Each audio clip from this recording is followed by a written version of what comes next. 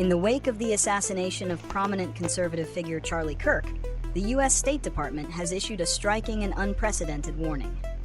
Foreigners who glorify, rationalize, or make light of his death on social media could face visa revocation.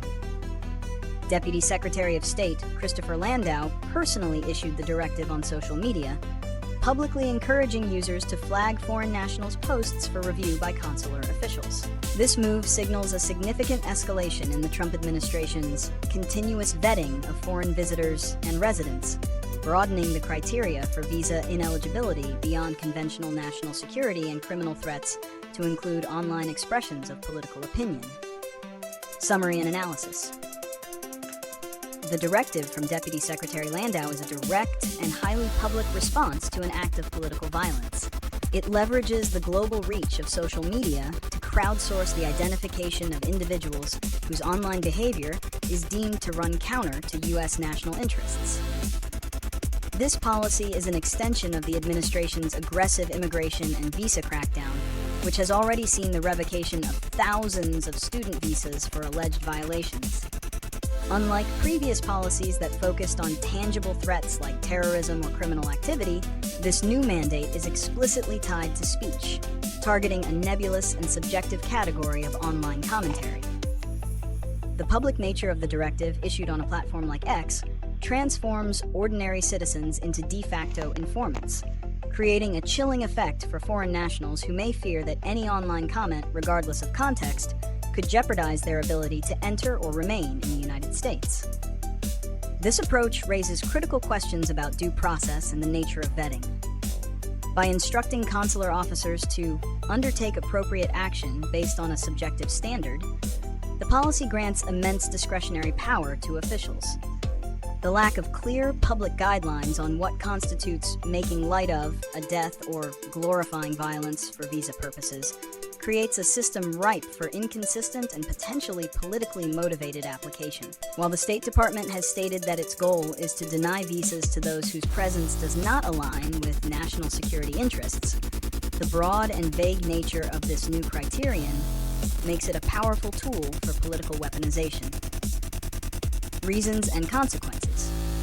The primary reason for this directive is the administration's broader push to tighten immigration and control who enters the country. Following a series of high-profile campus protests, the State Department had already begun revoking visas for individuals perceived as opposing U.S. foreign policy. The assassination of Charlie Kirk, a close ally of former President Trump, provides a powerful and emotionally charged justification for expanding these efforts. It frames the crackdown as a necessary measure to combat political hatred and violence, appealing to a sense of national security and public safety. The consequences of this policy are far-reaching and potentially damaging. For individuals, the threat of visa revocation hangs over their heads, discouraging open expression and fostering an environment of self-censorship. It could lead to the revocation of visas for students, tourists, and skilled workers based on personal opinions expressed on social media, potentially with little to no recourse. On a broader scale, the policy has significant diplomatic and legal implications. It could be viewed by other nations as an infringement on freedom of speech and an overreach of U.S. authority, potentially straining diplomatic relations. Legal challenges are almost certain, as immigration advocates will argue that the policy violates constitutional principles, even for non-citizens, particularly the First Amendment. Previous attempts to use online behavior to deny visas have faced legal scrutiny and have sometimes been overturned, highlighting the legal fragility of this approach. Prediction and solutions. The implementation of this policy is likely to be met with resistance and face numerous challenges. It is improbable that a vast number of visas will be revoked immediately, given the immense logistical burden of sifting through millions of social media posts. The process will likely be reactive, targeting individuals who are publicly flagged or come to the attention of authorities. Legal challenges, as seen with previous similar policies, could force the administration to modify or abandon the most aggressive aspects of the plan.